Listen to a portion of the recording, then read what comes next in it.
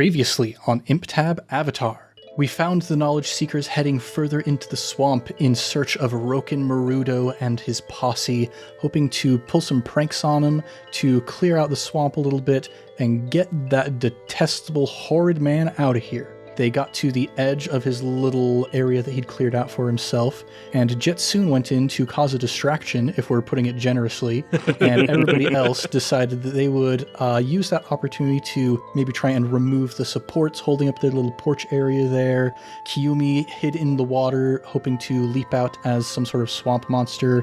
Unfortunately, after a succession of lots of very bad rolls in a very short amount of time, we had Amar tumbling right in front of Rokkin, who recognized him and put things together between the presence of Amar and Je-Tsun's poncho that maybe this wasn't the best situation for him, and they got into a fight. The current place that we find ourselves is not super great, but we'll leave that for when I set the stage later on. What's going to happen in this fight? Let's find out here in the world of Avatar Legends.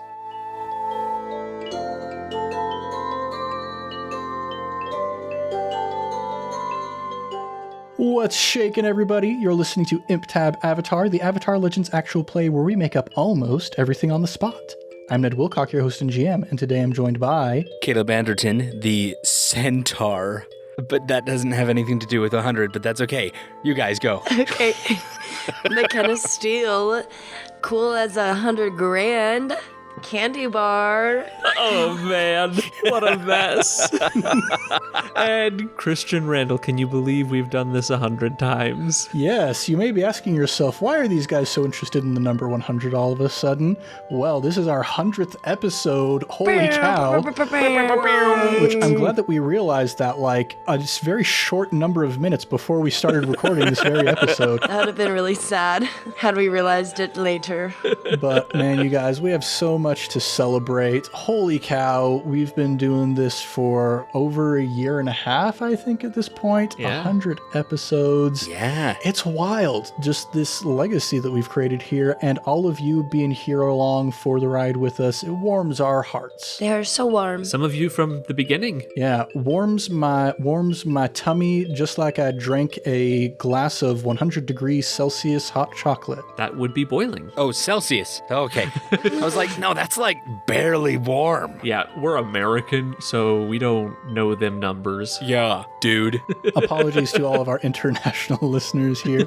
But man, we're right in the middle of a fight, so holy cow, let's get back into it. Oh dear. Okay. So we have people kind of in two different groups at this point. We have the lower group, which is Amar and the two thugs who were playing some music for Rokkin earlier. Amar has just trapped the two thugs in this bit of debris here, and Amar himself is still impaired because he's under the water. And then up on top of that platform there, Rokkin and Camellia have had their ankles tied down to the surface of this sort of patio area by c1e, using a bunch of those vines. We have Ziah just came in, kicking Rokkin right in the face. Je-Tsun is looking super rough, 4 conditions marked, +3 on his support track, and that is where we're going to be picking up with this situation. But we did just have that very tender, touching moment where Ziah sought guidance from a mentor or powerful figure to clear that troubled condition, so feeling a bit recommitted. Now, who would like to defend and maneuver? Oh, we're just going right into it. Yeah, we are. I would like to defend and maneuver, Ned. Beautiful. Would anybody like to advance and attack? I would. And evade and observe? I would like to do that. Okay, so we're going to start with defend and maneuver, and just to get this right out of the way, because this is going to resolve itself very quickly, these two thugs who are trapped, in order to overcome the trapped status, they have to mark a combination of 3 fatigue or conditions to escape, and that does it. That does it for them. They try to escape, they feel insecure because they can't get out, and they are out of the combat. Wow. Yeah, suckers. Well done, Amar. You really turned this around. Okay, well, that's good. That worked surprisingly well. Yeah, they're not necessarily the strongest of thugs, which I think is okay because Camellia and Rokkin are doing some work up there. They're kicking booty. So now we get to defend and maneuver with c1e and Ziah. So Ziah, go ahead and roll with focus. That is a 10. Nice. You get 2 basic or master techniques or 1 learned or practiced technique. I would like to do my Breath of Ice. Ooh, nice. So after I get this guidance from Je-Tsun, I'm going to stand up, take a deep breath in, as I've watched Je-Tsun do multiple times with his breath move. And instead of this big gust of wind, ice comes shooting out at Rokkin. And any foe engaged with me, such as Rokkin, becomes impaired until they can clear the ice from the limbs, which we'll see how that goes. It doesn't feel the smartest, but I kind of want to do it. So now he's got vines on his feet and ice on his hands. That he does. And we'll see if that changes his plan. We'll see what happens with that. But yes, good move from Ziah there. Next, we're going to go to Kiyomi. Kiyomi looks at Je-Tsun, and this is the first time that any of you have seen Je-Tsun this far out of whack. Like, it's very disconcerting to see this man who has been the pillar, this strong central support for this group, in such a hard position. Kiyomi is going to use her Wall of Perfection technique that she has as the icon. You create a perfect wall of defense around yourself and any allies directly next to you. She can choose to mark 1 fatigue to block a single attack towards the wall or keep an enemy at bay who tries to penetrate the wall. So she reaches out with a whole bunch of those vines and weeds, some of them from her dress, some of them from the patio, and she puts up this waving tendril wall of these plants ready to try and block any attack that might come at you guys. Nice. That brings us now to advance and attack. So, Amar, roll with passion. Come on, charge dice. That's a 7. All right, so you get 1 basic technique. I am going to smash. Yeah. Okay. Amar smash. What's your smash look like? So I am down below. I am in the water. I'm still impaired. Yes, which also real quick, at the end of the last exchange, another tick on that progress clock would have gone. So the water level is getting pretty low at this point. By the end of this exchange, it's going to be drained out completely. Okay, Nice. That's good. Hold up, because I'm impaired, I should have added a -2 to that roll, right? Yes, or you can mark 1 fatigue. I will mark a fatigue. And then smashing marks a fatigue as well, right? Correct. Okay, I will take those 2 fatigue. I am quite fatigued, but I can hang out down here.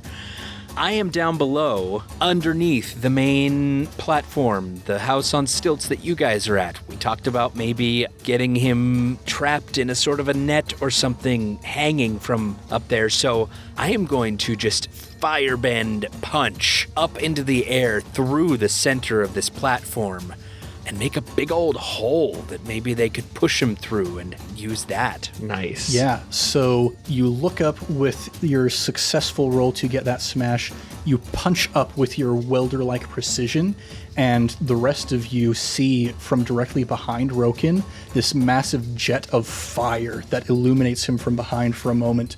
He kind of stumbles for a moment, like, what the heck is going on? And you look down and you see this perfectly round hole directly behind him. It's like right on the edge of where his feet have been latched down with those vines. Nice. Sweet. And that's my turn. I'm going to be hiding out down here a little bit. I don't want to engage with anybody. All right.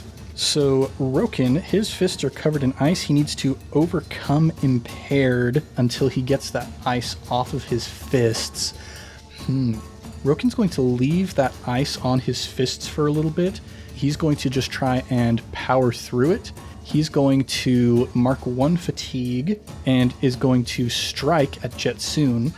He takes some of the ice that's been stuck on his fists, and he once again goes to shoot some of those needles, but each time he shoots one, a vine comes whipping in from the side and knocks it out of the air. Kiyomi is going to mark 1 fatigue to block that attack towards you. So I don't lose my balance. You do not. Okay. And then Camellia comes in from the other side as well with her spinning sashes, and she's going to try and strike at Je-Tsun because she perceives you to be the weakest target at this point. Those weights come flying towards you, and again, at every turn, they're blocked by flailing tendrils of vines and bits of swamp weed.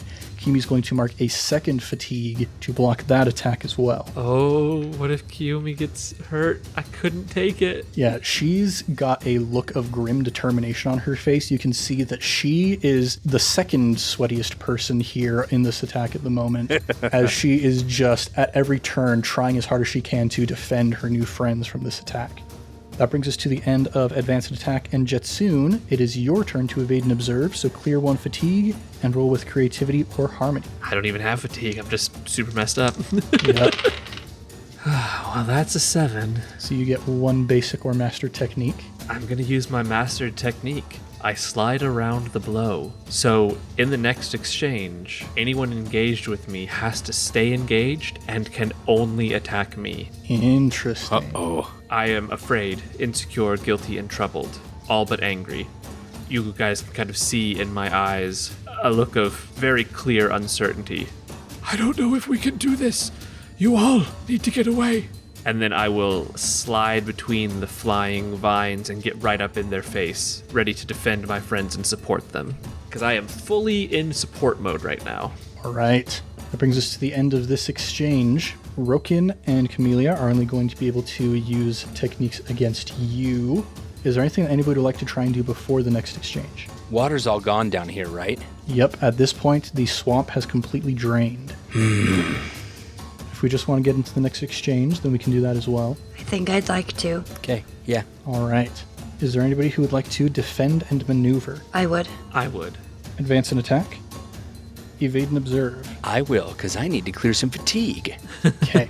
Starting with defend and maneuver, Ziah and Je-Tsun, both of you roll with focus. Camellia is also defending maneuvering this turn. So that is a 9. All right, you get 1 basic or mastered, And I got a 7. and the same for Je-Tsun. Okay, so what I would like to do is seize a position and escape the scene. But as I'm doing that, and let me know if this is possible, I'm bending all the remaining water with me, like, away. Yeah, there would be a couple, like, remaining puddles of water, but yeah, you could go down and just grab every, like, last little bit of water you can see as you leave. So you leap down. Camellia and Rokkin are both very distracted by the fact that Je-Tsun is right up in their grills at this point. So they're not going to try and stop you. You go down there, you're just, like, wicking away all the water that you possibly can. Je-Tsun, Camellia, seeing you get right up in her grill, is going to use the stand strong technique, plants her feet and prepares herself for any incoming blows. She becomes prepared, and she automatically blocks or avoids any negative statuses inflicted on her this exchange. I see that and I say, "You're the smart one, aren't you?" And the wind begins to whip up around me. The air begins to almost get cold as it whips around faster and faster. I would like to use Ready. It says I can mark a fatigue to ready myself or your environment, assigning or clearing a fictionally appropriate status to a nearby character or myself. I would like to trap Rokkin. He has already got the ice on his hands, the vines on his feet, and with this wind whipping around, I want him to finally get shunted into that hole that Amar has created. He is now tangled, bound, frozen, and held in place as the wind whips around him and wraps him up, hanging in the air. That is what I would like to do. All right. You whip up this wind around you, and Rokkin can't quite see what you're trying to do here at the start, but eventually he starts to feel the vines and creepers wrapping around him from below, and with one big final burst, you blow him off of his balance, and down he goes until he is hanging upside down underneath the dock here.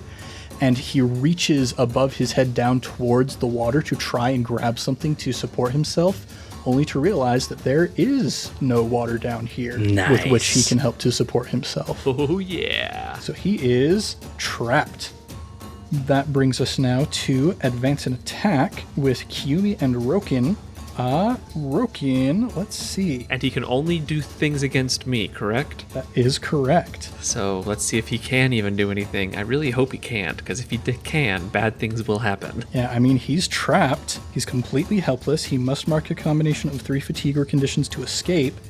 So we're going to say that he's going to use the smash technique to do that, which requires him to mark a fatigue. The way that we're going to say that's going to happen is he's going to mark the 3 fatigue that it would have taken to get himself out. he like reaches up with his sweat and he's like slicing at the ropes and vines, and it's kind of like Clayton in the Tarzan movie almost. Oh, yeah. Just wildly slashing at vines, except instead of what happened to Clayton, he does fall straight onto his head in the muck. Ooh. And he has overcome trapped, but he took that additional fatigue from landing down there from that high vantage point. So he, in total, is going to take 4 fatigue this round. So is that an attack against me somehow? That is not an attack against you. So I don't have to mark anything? Yeah, let me check just to make sure. Slide around the blow. The stipulation is that the foe you're engaged with must remain engaged with you and can only use techniques against you in the next exchange. So he didn't necessarily use a technique against anybody. I mean, he couldn't have anyway since he was trapped, but he definitely didn't use any techniques against anybody else. Just dealt himself 4 fatigue to get out of this trapped situation. I will take that as a win. Yeah. Yeah, he's currently at 8 fatigue marked. Whoa. How? He's a beefy boy. Big bosses have a lot more fatigue than us lowly players. Now, the other person who is advancing and attacking this round is Kiyumi. Come on, Kiyumi. Yeah, Kiyumi sees Rokkin go falling down and hears the splats down beneath. And Camellia looks down the hole and is like, "No, babe, this is terrible." And Kiyumi's going to use this opportunity while Camellia is kind of distracted to take that wall of vines and strike at Camellia. Camellia, with her stand firm, gets to ignore all negative statuses, but doesn't mean she can't take any damage. So Kiyumi strikes out against Camellia with those vines and is not going to mark fatigue because she is kind of low on fatigue. What Camellia is going to do in response, Camellia is going to mark angry at this little girl who is attacking her. The vines go up and just start like smacking against her face. She already had that big dark red kind of dent in the center of her forehead from earlier, and now like all of her makeup is getting smeared as these vines are thwapping away at her. And she looks down at Kiyumi absolutely livid. And yeah, we're going to see what happens with that later on. But now it's time to evade and observe with Amar. Go ahead and clear 1 fatigue and roll with creativity or harmony. I'm going to make that creativity to bring me up to an 8. All right, so you get 1 basic or master technique. I'm going to hinder Rokkin, who has just fell from above onto his head in the muck. Mm-hmm. Doesn't sound too advantageous for him. Would it be fair to say that he's still, like, he got out of trapped, but he's not totally free yet? Would he just be impaired currently? Could I trap him again? So he had removed the trapped status from him, but you can definitely impair him again at this point. Okay, I will grab vines from off the ground. I'm sure that some broke off or fell down or whatever when he fell.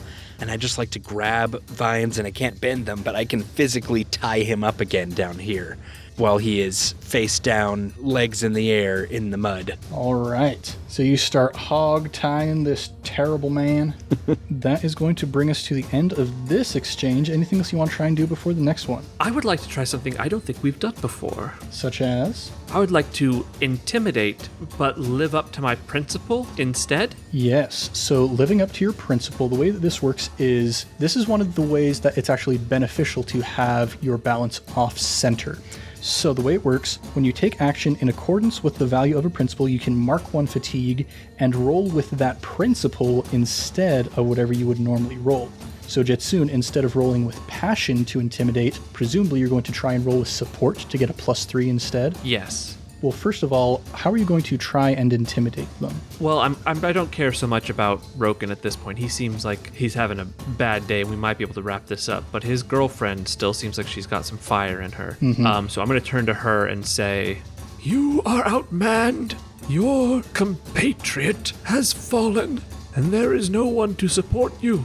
Stand down now, and we won't have to take this any further." All right, roll with support. All right, let's see if I can actually do this. I'm trying to support my friends by getting them out of a sticky situation.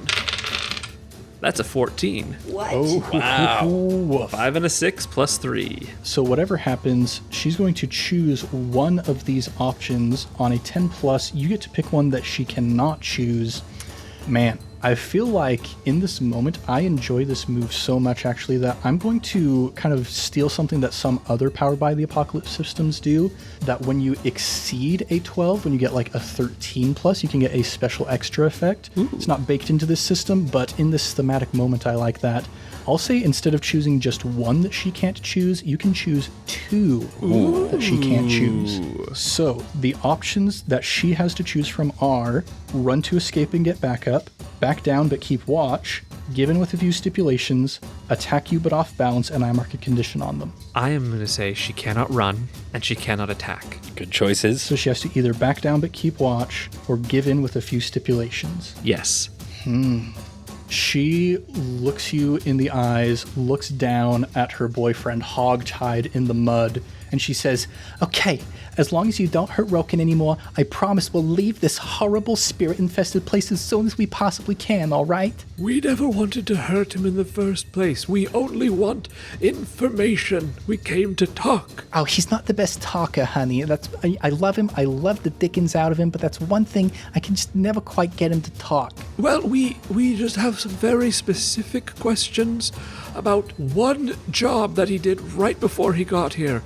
Hopefully, And I walk over to the edge and I look down over him. hopefully he can answer a few simple questions. And Camellia calls down, "Babe, they won't hurt you anymore. Can you just answer some questions for them?" She reminds me of Linda Belcher. And you hear from underneath the mud, What was that, Amar? Could you translate? Yes, I speak mud.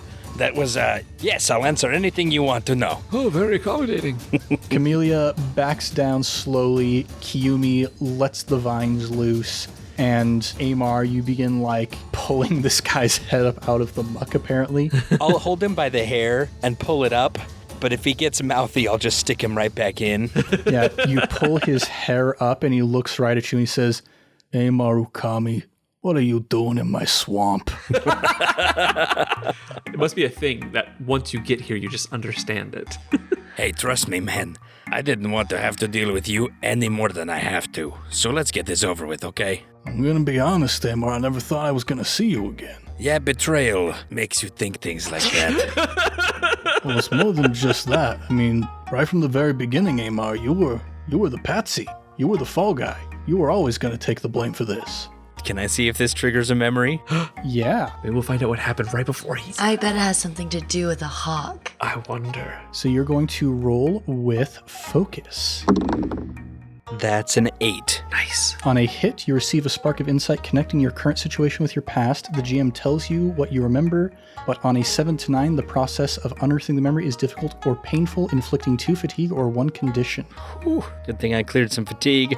So you hear this and you start racking your memory to try and think like, okay, what brought us together in the first place? And it doesn't make sense because you were sent by someone to find these 2 people. Someone high up in a position of power said, "Amar, these are the 2 people I want you to go find and to work with to get this stuff from the library."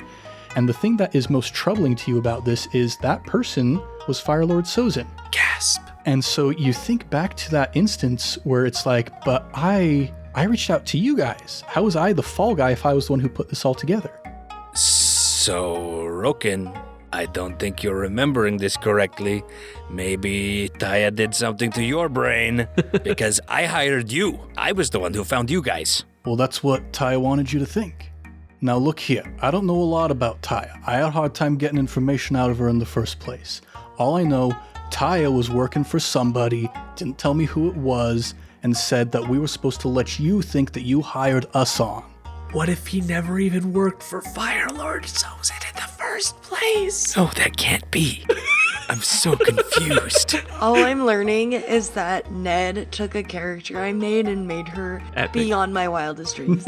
Can I roll again? Oh, you risky boy. Amar, you feel pretty confident that Firelord Ce1e told you to find these people, but Rokkin is telling you that Ziah was the one who was in charge of this whole thing from the beginning. Tiya was the one in charge of these things from the Tiya, beginning. sorry. That's on you, McKenna. That is on me, I apologize. No, 100%. Okay, well, So, real quick, in response to this, would you like to mark 2 fatigue or 1 condition at this state you find yourself in? I'm gonna mark a condition. This is more than just fatiguing. I'm troubled. I'll go with troubled. Troubling news. I'm going to turn to Amar. What was one thing that you remembered that really started your process of getting your memories back? I think Lope Sang mentioned something about a light. Rokkin, maybe you remember a light? Oh yeah, it was this weird whole thing. She took out like this contraption. We tied up Amar, I froze his limbs so that he couldn't move, and she just moved this light in front of his eyes over and over and over again. Saying this stuff about Lake Laogai and the Earth King. I had no idea what was going on. I just got my money out of it, you know? How much money did you get out of it? Enough to retire to the swamp. I look over at his fallen apart, humble abode. So not much. And Camellia says, "These eyebrows aren't cheap, darling." It could have fooled me. Anyway, so, She really wants to slap you, but she's not going to because you have a truce. do you know anything of what happened? Like, we know at this point what they took, right? Yes, Okay. we know they took something to do with the Avatar cycle. What happened to those? Yeah, what'd you do with the scrolls, Rokkin? I didn't touch the scrolls. Tiya took all of them herself. What was that thing Tiya said that made you go all wonky? Something about Lake Laogai, right? And the Earth King and The Earth King says hello, Laogai.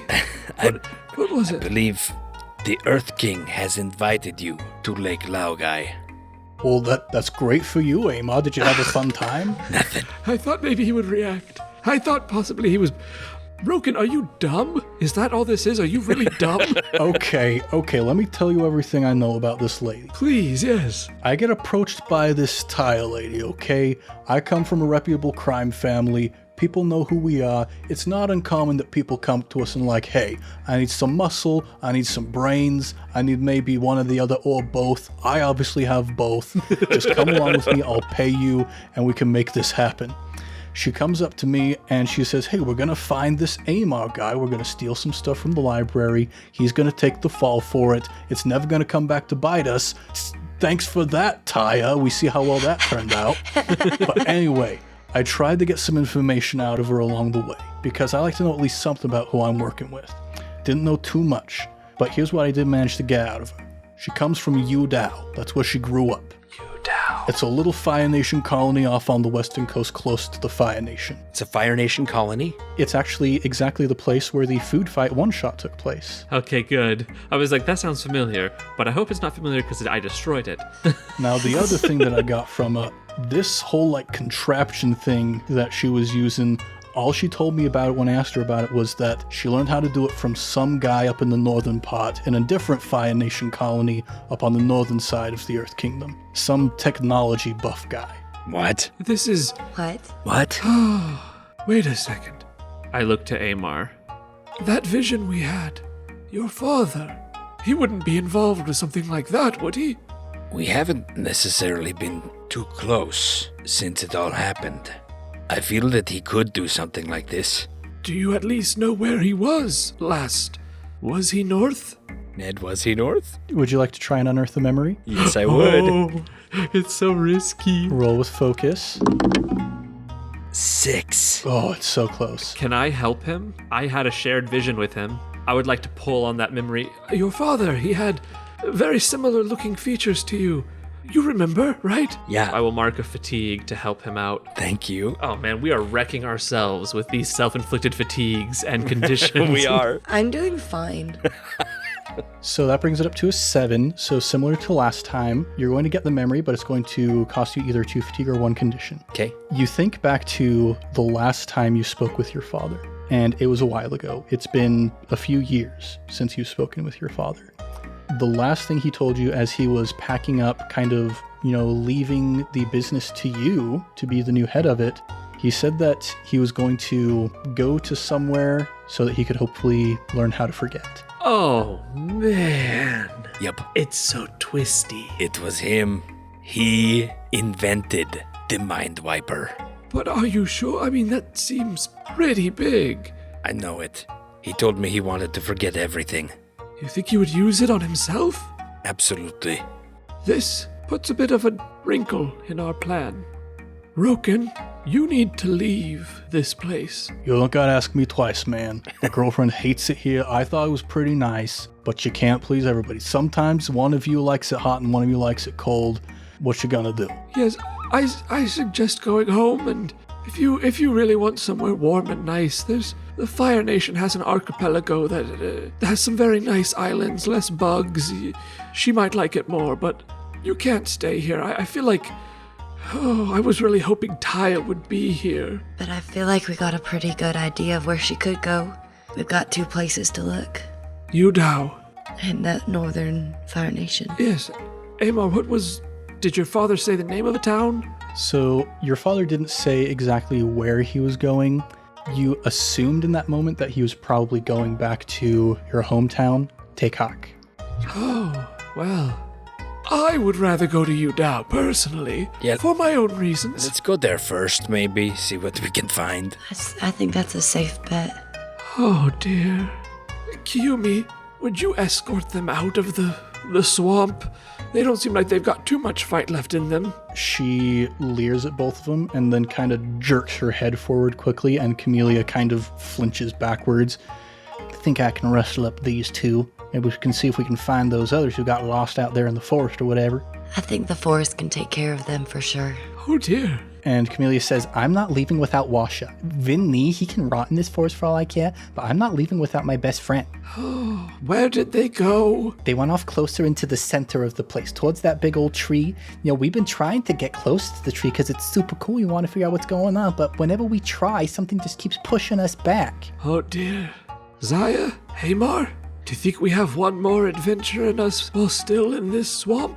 Give us a night's rest and maybe. Yeah, I'm pretty tired. And I really could use some time to meditate. I go to help out the guys that I trapped so that they can also be escorted out. You start cleaning up this situation, and Kumi goes off to inform the other swamp benders that these guys are ready to leave.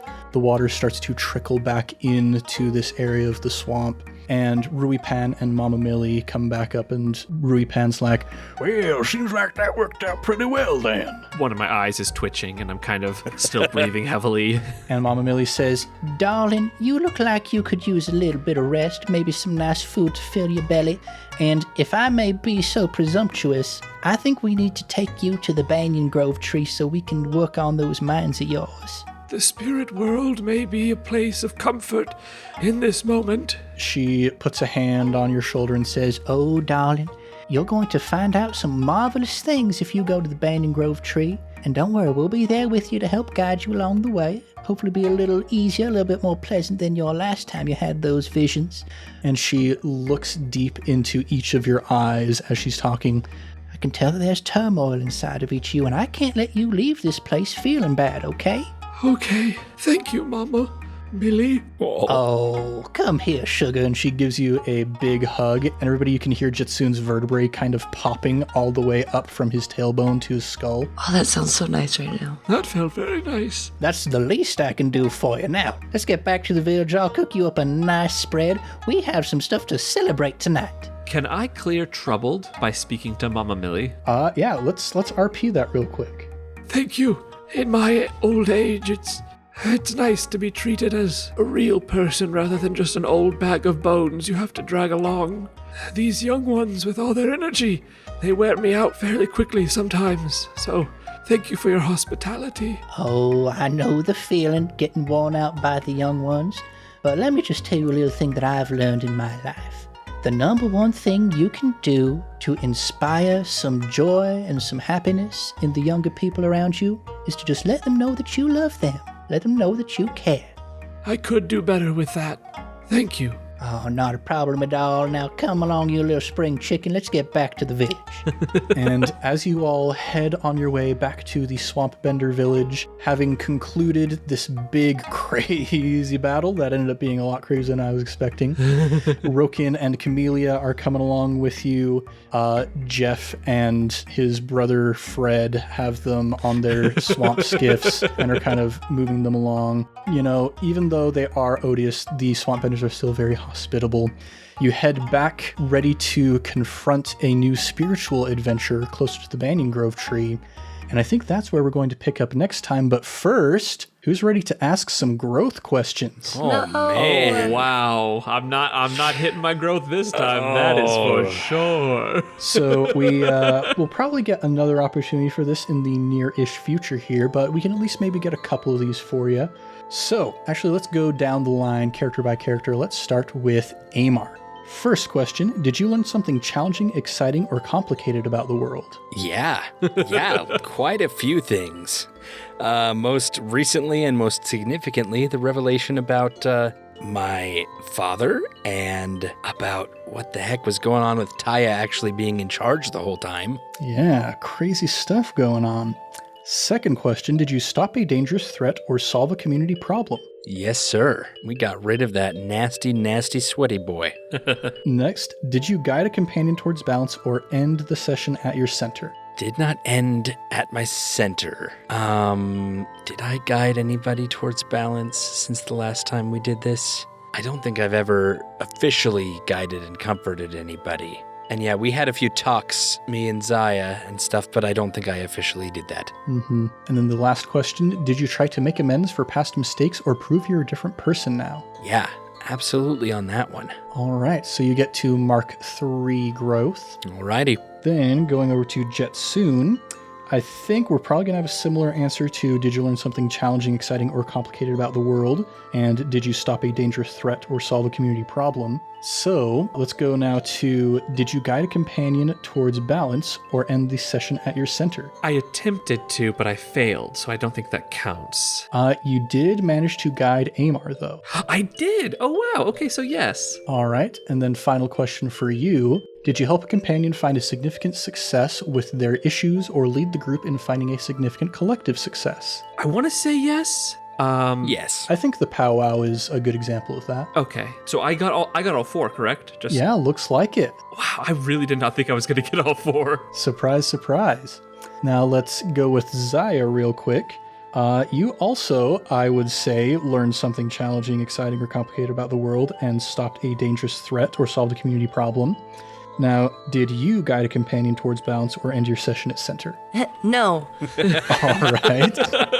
And then the final question for you. Did you improve the lives of a community of average citizens or help an ordinary person with their problems? Yes. Very much so. So, Je-Tsun, you're the only one, I believe, who got an advancement this time around? No, I did actually. You did? Oh, nice. Oh, did you have one left over? Yes, I did. Heck yes. Oh, perfect. Okay, so do either of you know what you're choosing at this point? Not a clue. It's advancement moves we choose, correct? Yep. Question, I had one left over, but it wasn't in the right category. So that... It's not categories, it's just you mark growth for each correct answer. Cool. So I also advance. Oh, wow. Look at that. Yeah. We were so uncertain moving into this, and now here we are. That's crazy. Yeah, no, I will need a second to decide what I would like. I'm probably going to take a new move from another playbook, but I'm going to have to do a little digging. All right. And Caleb, do you want some time to think about yours as well? I would, yeah. All right, then. So we will start our next episode with everybody talking about what their new advancements are that they took. And we'll see what happens when we get to that point. But for now, everybody, thanks so much for listening to ImpTab Avatar, and we'll be back next week with more adventures in the world of Avatar Legends. If you want more, go ahead and subscribe, maybe even give us a review. We would be just as happy as every single swamp bender is knowing that Rokkin is on his way out if you would go ahead and give us a review on the podcatcher of your choice. We're also all over social media at Improv Tabletop, so if you'd like to connect with us, maybe you'd like to talk with Caleb about these new revelations about Amar and everything he's thinking about that, don't be afraid to reach out.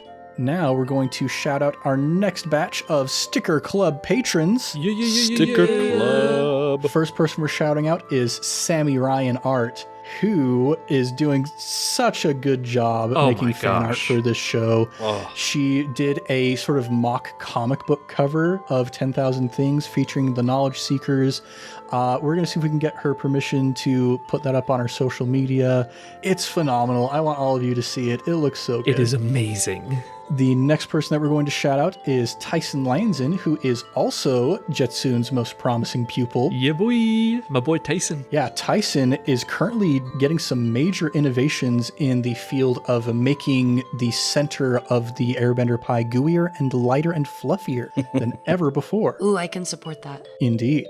And the final person that we're going to be shouting out is Sarah Martin. Hey, yo, Sarah. Sarah is the person who microbladed Camellia's eyebrows. That's why they looked so awesome, because Sarah has a perfect eye for aesthetics. True facts. That does it for our Sticker Club patrons this time around. Thank you so much for your support, and we'll have more to talk about next week.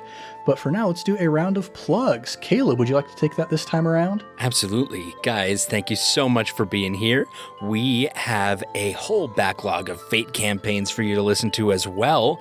If you need something to keep you going in between Avatar episodes, make sure to check those out if you haven't already.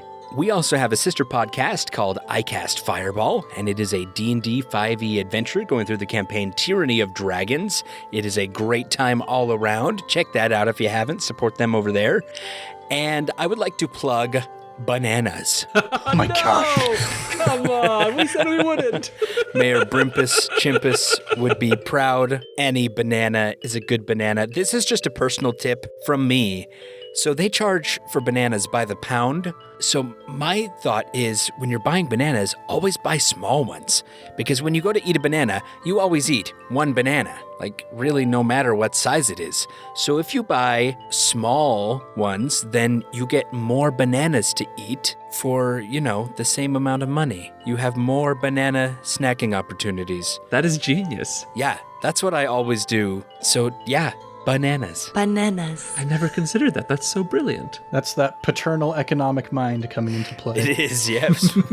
Well, everybody, thanks so much for joining us here in the world of ImpTab Avatar 10,000 Things. I'm Ned Wilcock, your host and GM, and I've been joined by Caleb Anderton playing Amar Ukami. McKenna Steele playing Ziah. And Christian Randall playing Je-Tsun of the Library. Much love and stuff, everybody. We'll catch you next time on ImpTab Avatar.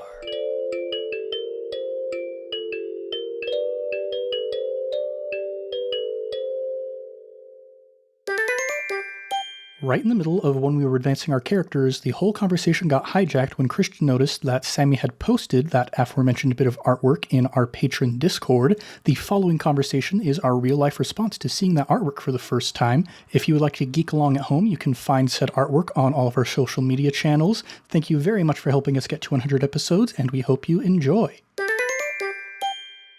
I think the powwow is a good example of that. Okay. Can we just take a second and look at what we just got sent in the spoiler chat? What do we got? It is amazing, Ned. It is amazing. Yeah, it is. Sammy's been showing me the progress along the way. Oh my goodness. Oh, man. Oh my goodness. Look at how good that is. Oh my gosh. And look at little Marbar in the pouch. I know. Look at that. Oh Holy my cow. gosh. I'm like tearing up, you guys. This is beautiful. I know. That's crazy. Look at that. Holy cow. That is beautiful. We need to use it for something. I don't know. It's got to go on social media or something. I don't know. Yeah. She's Hey, everybody, it's our 100th episode. Yeah. There we go. There we go. I am stunned. Fifi looks amazing. Yeah. Oh my gosh. Look at Amar. Look at that. Look at those angles. Look how good he looks. Look at him leaning down and like firebending with his hand that's like down on the sand. That's so cool. I want to make it bigger. How do I make it bigger? Unable to save image. How do I save it? Oh, open original. That's better. Oh. She got her little sunburn lines. And your tattoo. That's right. You and your brother, your tattoo is there. Je-Tsun looks incredible. He's got that old man face. I know, it. I love his old man face. And I love that he's the only one properly wearing the library's robes. Oh yeah, no, absolutely not. Why? None of us would. Ah, that is so good. Wow. I'm freaking. Okay, I'm freaking. Me out. too. We gotta. Yeah, let's finish this. Let's finish this up. That's amazing.